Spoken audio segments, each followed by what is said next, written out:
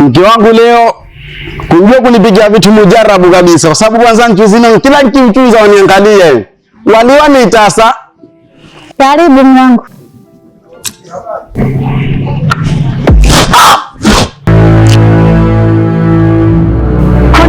Hadi nisema chumvi.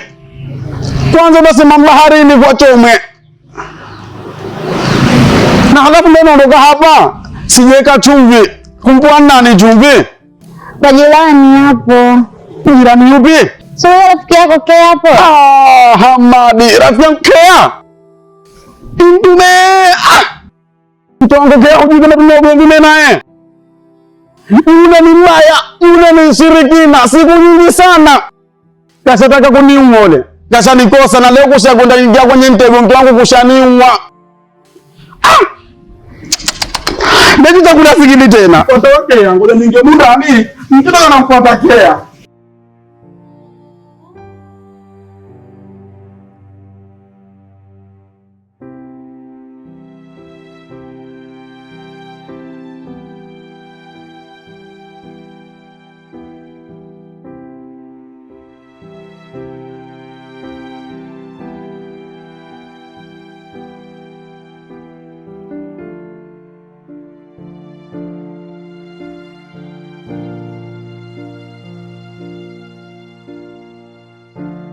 Mwanangu usiende, mwanangu usiende.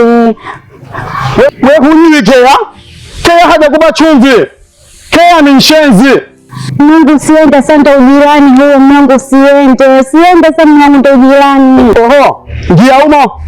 Hamna mwanangu, nakuomba please usiende. Usiende sasa utaharibu mwanangu, utaharibu. Usiende, ndio ujirani huyo mwanangu, usiende. Please. Hebu subiri ndani humo. Hamna mwanangu, usiende, usiende mwanangu. Usikwambia subiri ndani. Hamna, nakuomba babangu please, please usiende sasa mwanangu, usiende. Mwanangu usiende, mwanangu nakuomba please, please, please. Ngia humo. Hamna mwanangu, usiende. Hebu acha. Mwanangu usiende, rudi.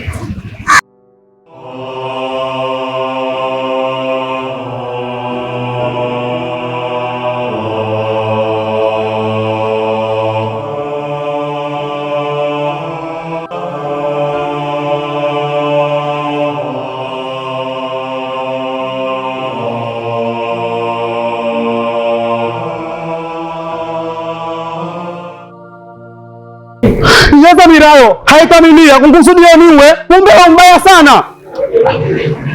Bwana mkubwa, kuwa na heshima, kuwa na adabu. Hapa ni nyumbani kwangu. Au maswala yako akuja hapo ukabwata ukome. Najua kama mpako. Ubaya unafanyia nini? Ubaya unafanyia nini? Wewe nyama kimya. Wewe. Huyu ni mke wangu. Ongea na mwanamume mwenzako hapa. Sijanifahamu. Sikiliza nikwambie kitu kimoja. Hii ndio mambo ya kwanza mbichi. Nenda zako, kama sio kwa kilichokuleta tena nini hapo, kama usunga kwa donga chumvi. Naondoka. Ondoka. Na hivi itakushaanza wewe na hawa. Lakini hii ngoma bado kwa kwanza mbichi.